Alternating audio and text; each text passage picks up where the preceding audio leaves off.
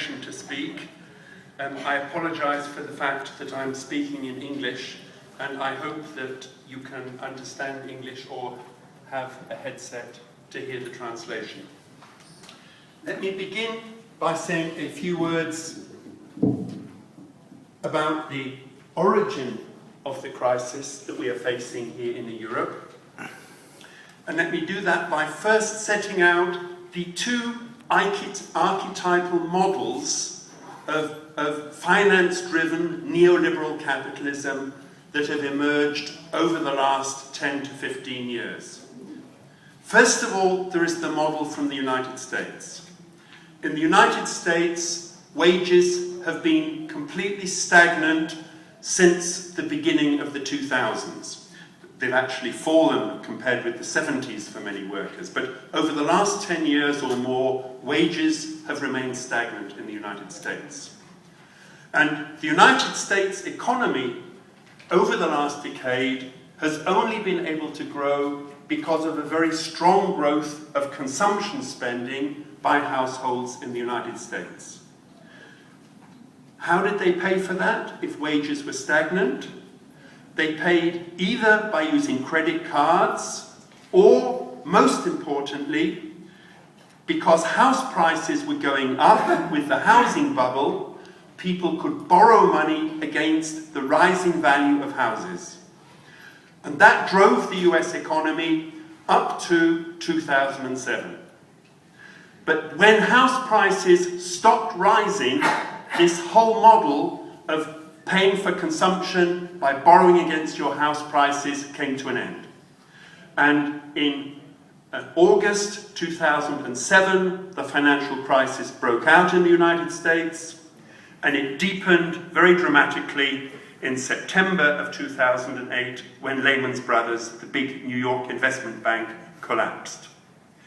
And Europe was drawn into this because the big banks in Germany, in France, in Spain, in England, had all been investing very large amounts of money in the United States. So when the US financial system collapsed, the big European banks were immediately drawn into. And over the following 2 years, 2008, 2009, Europe suffered the most serious recession since the 1930s. Governments had to step in. They had to step in to rescue the banks. They had to step in with expenditure programs to try and stop the collapse of production. And they lost huge amounts of money in tax income as people were losing their jobs and businesses were not making profits. And the result was a very sharp rise in the government deficit in all euro area countries, from around 0.5% of GDP in 2007 before the crisis began to over 6% for the whole of the euro area in 2009, with many countries having deficits of over 10%. That was the crisis which had its origin in the United States. The second typical model of finance-driven capitalism has been the German model. In Germany, too, wages have been stagnant since 2000. We have a green social democratic government to thank for that. And Germany managed to sustain growth because of its enormous success in generating exports. And these exports went primarily to the European Union and the euro area. And Germany was able to generate a large export surplus with the rest of the euro area and the European Union, thanks to the introduction of the common currency, the euro. If Germany had been generating a big export surplus before the introduction of the euro, then if it had been earning lots more money abroad than it spent, the value of the Deutschmark, the German money, would have gone up and up and up, and its exports would have become uncompetitive. But by being in the euro by having the same money as France and Portugal and Greece and Spain, Germany benefited enormously. Its money couldn't increase in value against its competitors.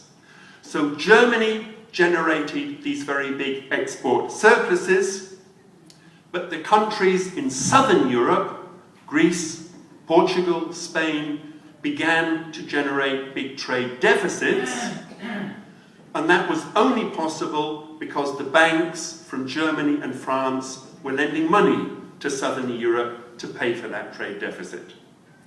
And that is the crisis that came to a head in Greece in April and May of last year, and which has had hotter and colder phases ever since. Let me now say a few words about the polarization in the euro area. That with the introduction of the euro, as countries joined the common currency, their interest rates fell towards German levels. And that enabled many countries, particularly in southern Europe, to raise money more cheaply and to grow for a while more rapidly than they had done before. However, what developed in that context was a very unequal development of wage costs, and most crucially of unit wage costs, the average wages needed to produce 1 unit of output. If we look at France, in France, each year productivity went up, each year wages went up a little more than productivity, and the result was that with wages going up about 2% more than productivity, they met exactly the European Central Bank's target for inflation.